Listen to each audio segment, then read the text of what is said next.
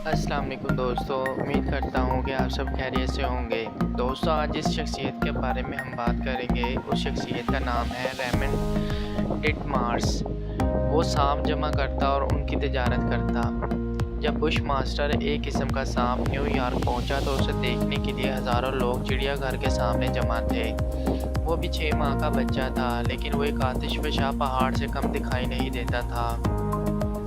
New York के चिड़ियाघर का इंचार्ज रेमंड डिटमार्स गुज़िश्ता 25 बरस से एक बुश मास्टर की तलाश में था। आखिर बड़ी जद्दोजहद के बाद उसे हासिल करने में कामयाब हुआ था।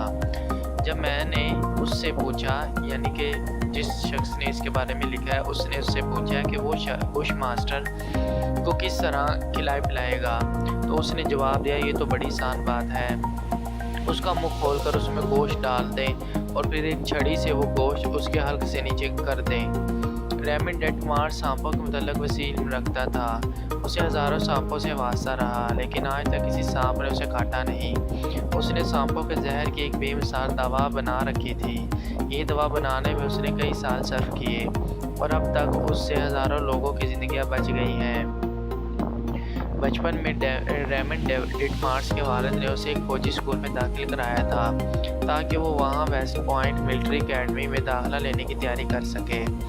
उसका वालिद उसे एक सिपाही की वर्दी में देखना चाहता था, लेकिन रेमंड डिटमार्स के खून में तो जंगल की लगन रची बसी थी। लड़कपन के जोशो खरोश में उसने सांप जमा करने का फैसला किया। थोड़े ही अरसे में उसके पास मुख्तलिफ नस्लों के बहुत से सांप जमा हो गए। वो छुट्टी का दिन दरियाए हडसन के किनारों सांपों की तलाश में बसर करता। उसने सांप खरीदे, उनकी तिजारत की और दूसरों से मुल्तजी लहजे में मांगे भी। उसने वेस्ट इंडीज़ के साइंसदानों को खत लिखे और उनसे अमरीकी सांपों का तबादला किया। आखिर उसके पास सांपों का इतना बड़ा ज़ख़ीरा जमा हो गया कि उसकी वालदा ने डर के मारे उसे मकान का बलाई कमरा दे दिया। जब अखबारों को इसके मुतल्लिक़ ये बात मालूम हुई तो उन्होंने इसके मुतल्लिक़ बड़ी दिलचस्प कहानियाँ लिखी। सांपों के जोगी और सर्कस के आदमी उससे मिलने आए। सारे मोहल्ले में इसका मकान एक हंगामे का मरकज़ बन गया।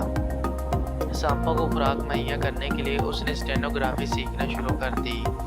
उसका वालिद डक्कन्स के नावल बुलंद आवाज़ में पढ़ता और वो शॉर्ट हैंड की मशक करता रहता। अब उसके पास शॉर्ट हैंड में लिखे हुए डक्कन्स के नावलों का पूरा एक सेट मौजूद है, जिसे वो बेहद अजीज़ रखता है। बाद में जब वो एक अखबार में बतौर रिपोर्टर काम करने लगा तो वो चाइना टाउन के होटलों के तय खानों में चूहे पकड़ने के लिए पिंजरे वगैरह लगा छोड़ता और इस तरह अपने अजीब ज़ख़ीरे के लिए खुराक का बंदोबस्त करता। जब न्यूयॉर्क शहर में एक बड़ा चिड़ियाघर बनने का फैसला हुआ तो सांपों के शोबे के इंचार्ज के तौर पर रेमंड डिटमार्स की खिदमत हासिल की गई। जब वो अपना ख़तरनाक ज़ख़ीरा घर से उठाकर चिड़ियाघर में ले गया तो इसके वालिद ने खुदा का लाख लाख शुक्र अदा किया।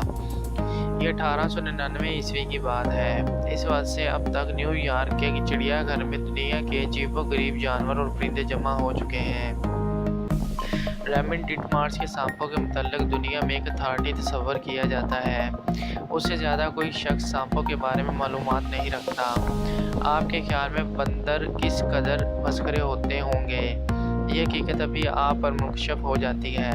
चंद बरस पहले की बात है कि डॉक्टर रेमंड डिटमार्स ने अपने घर में चंद बंदर रखे हुए थे।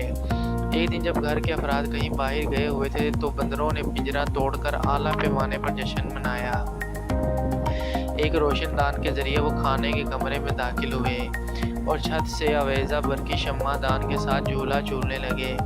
वो बड़ी देर तक मनमानी कार्रवाइयाँ करते रहे। बंदरों के बोझ से बरकी शम्मादान की ये हालत हो गई कि वो छत से टूटकर ज़मीन पर गिरने वाला हो गया। बिजली के कई तार भी टूट गए, मगर ये हैरत की बात है कि मकान को आग न लगी। वो पियानो के ऊपर चढ़ गए और जूतों का एक जोड़ा लेकर पियानो के सरों पर मारने लगे। इन्होंने चीनी के बर्तन तोड़ दिए, सारे गलीचे पर स्याही बखेर दी और फेस क्रीम शीशे पर मल दी। फिर इन्होंने सिलाई मशीन के दराज से धागे का एक गोला निकाला और इसे सारे मकान के गर्द लपेट दिया। इन्होंने मेज़ों के दराज ऊपर नीचे कर दिए और किचन में से फ्राई पान उठाकर उसे सीढ़ियों में रखा है। जब अहले खाना वापस आए तो घर की हालत देखकर उन्हें यूँ महसूस हुआ कि जैसे उनके बाद ज़ोरों की आंधी चली हो। اب آپ کو اندازہ ہوگا کہ بندر کس قدر مسخرے ہوتے ہیں۔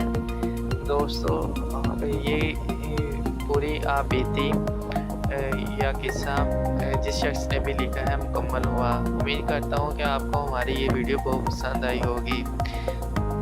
اپنا بہت خیال رکھیے گا۔ اللہ نگہبان۔